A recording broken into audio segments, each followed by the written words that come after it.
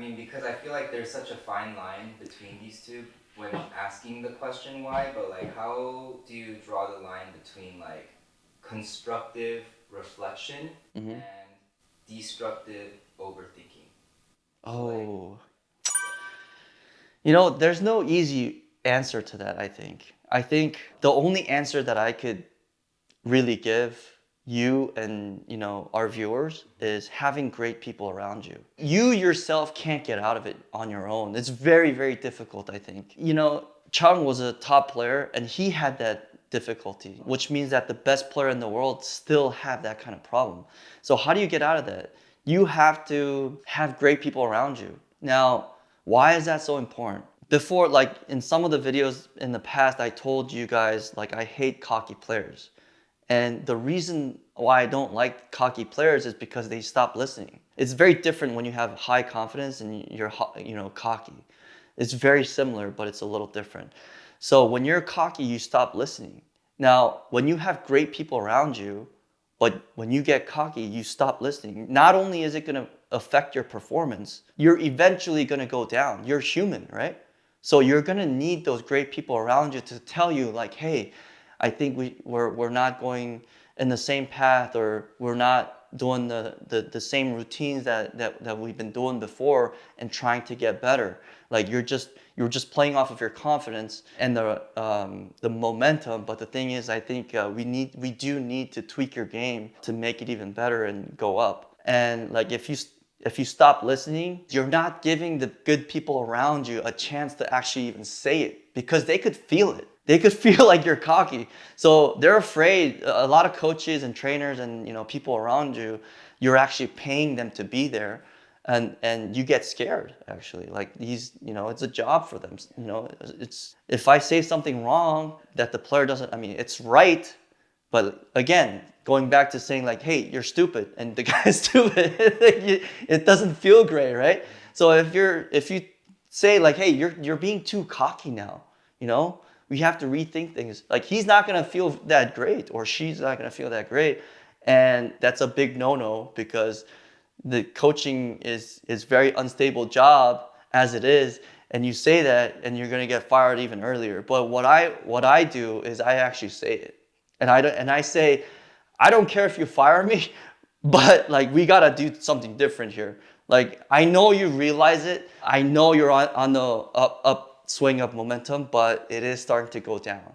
You know, and it's a lot more down than you think. And you just can't get afraid of getting fired, because it's the best. You're trying to advise your player to be the best that they can be, and the well-being of yourself really doesn't matter as a coach. I know it's like, it's a very unselfish job actually. That's why I have so much respect for Patrick and all these great coaches, is because they're not the main event. They're not the main character of the story. They are the supporters of the main characters. And the thing is, the only way we can shine is by being the best supporter for the main character, and that's how we shine. But a lot again, like cocky coaches, they once they become a great coach, they feel like, oh, they get cocky. And again, being cocky is not that great for not just only for the tennis player, but an athlete, but as a coach in anything, I think. For all the young viewers that are watching this right now who are constantly getting frustrated with their game and their performance, what's the first why that they should be asking themselves? Oh man, Because it shouldn't be like, why do I suck? Right? it is though.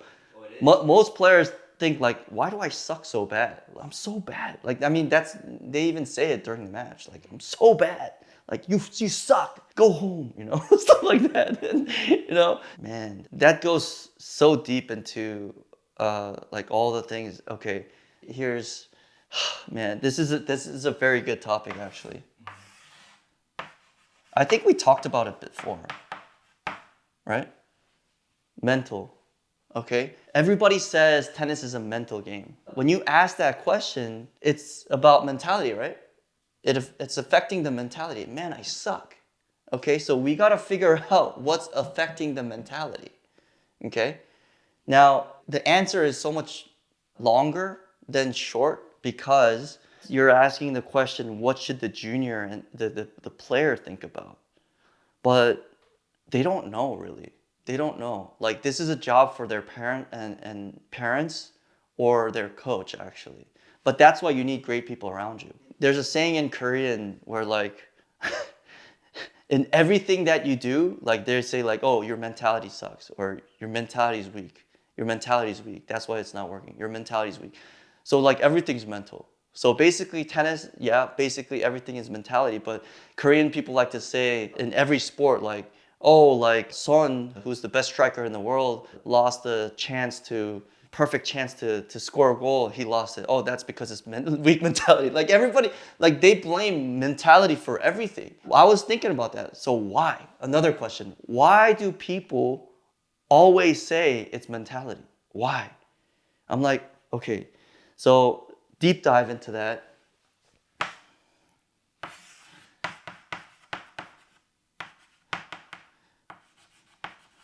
Okay, sorry, like that's horrible. Writing that into two different words is horrible, actually. Sorry, I'm gonna do it this way. Technique. That could affect mentality, right?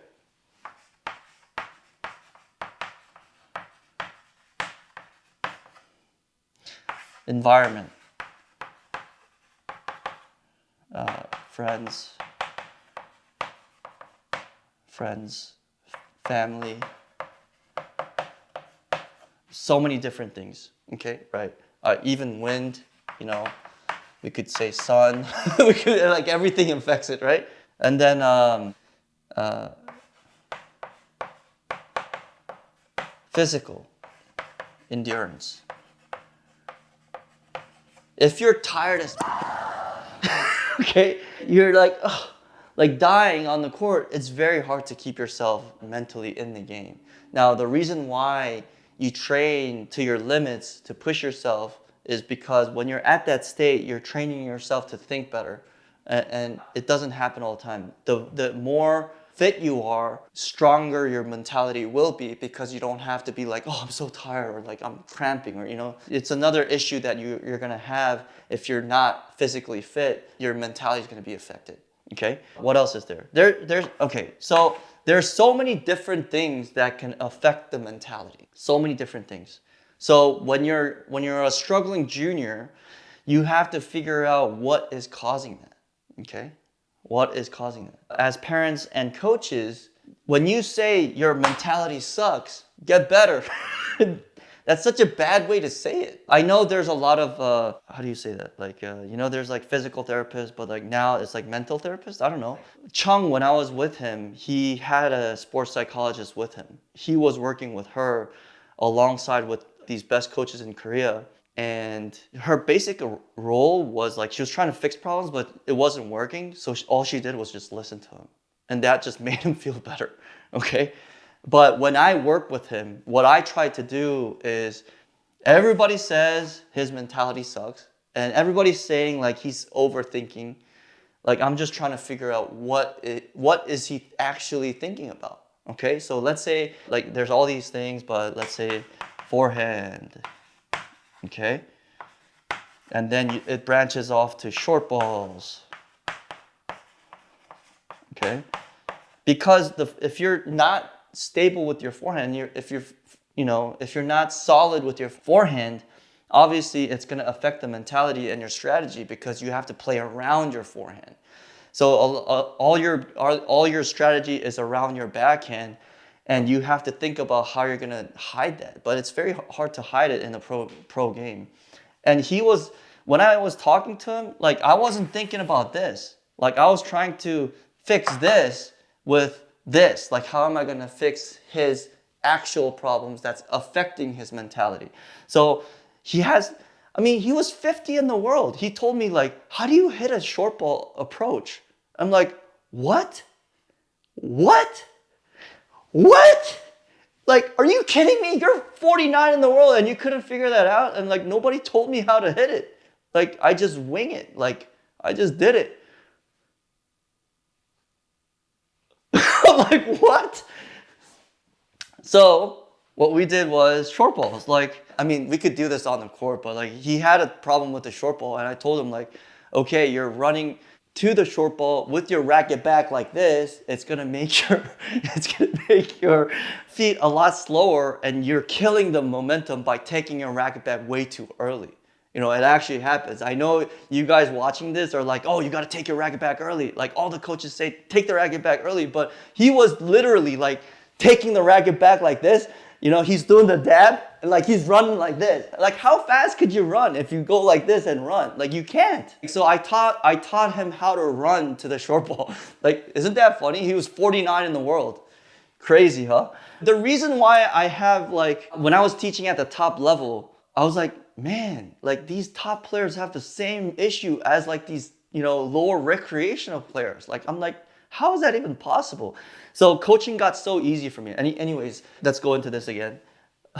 He was asking me, how do you hit short balls? Like, and we figured that out. And then he's like, okay, then how do I hit wide ones? Like when I'm running out wide, is that the same thing? I'm like, no. When you're on, not defense, but he's just on the run, but like he just didn't know how to set his feet. Okay, a forehand, and then now the problem became footwork and balance. And the funny thing is like when all of these forehand problems got solved, he was moving better, he was thinking clearly, so this got solved automatically because this wasn't an issue anymore. And if this is an issue anymore, and if this is not an issue anymore, you figure out how to fix all those problems, boom, you're going to be bulletproof because you've already figured out how to manage those problems. The answer is not very simple as like, oh, if you're struggling like that as a junior player, it's very difficult to figure it out on your own. That's why you need great people around you. And if you're a parent watching this, that's why you need great coaches, even if it takes more money actually, like financial power to actually help your kids get better. It's actually worth it to like go to, I don't know, Florida and meet like a great coach there and spend like $2,000 for a 1 hour lesson because you're spending for like all these airfares and everything, rather than just trying to figure it out on your own and spending all that time struggling. So try to have great people around you, and you need help. I'll leave you with this. My dad was a great coach. He taught me very well. He was a physical education major, and he did sports psychology as well. But the thing is, one thing that he lacked was he did not like getting help. He didn't ask for help, and he hated getting help. So you can't live this world by yourself. Like, you need help. When a great player, like a legendary player, yes, they're great, but the thing is they have great people around them that's helping that person, that athlete. So you have to think, you can't go through this by yourself. I know there's a lot of parents out there like, oh, I'm gonna do this on my own. I have the money, I could do it. No, you can't. You need great people around you. And if you do have the money, spend that money to keep good people around you. Don't just save it up for, you know, when you're going on tour. Just make sure you have, help your kid, you know, get some great advice. I know Serena and Venus, her dad did most of it, but he also had other coaches give them advice and say, you know, if you've watched the movie, he just like, no, I don't like that advice. We're just gonna go with this. That's another advice. Like, it's something to, it makes the kid think like, okay, this is more clear now, that we got a second opinion or a third opinion, but that's still wrong. I think this is the right way, then it's still good. But you know, you still had help. And it doesn't make your kid wonder like, oh, maybe, you know, we're doing things wrong because only we're doing it in a certain way. But again, I hope this helped you guys out. If you liked the video, you'll probably like the videos in the past that I did with the chalkboard. So go ahead and watch those videos. Thanks.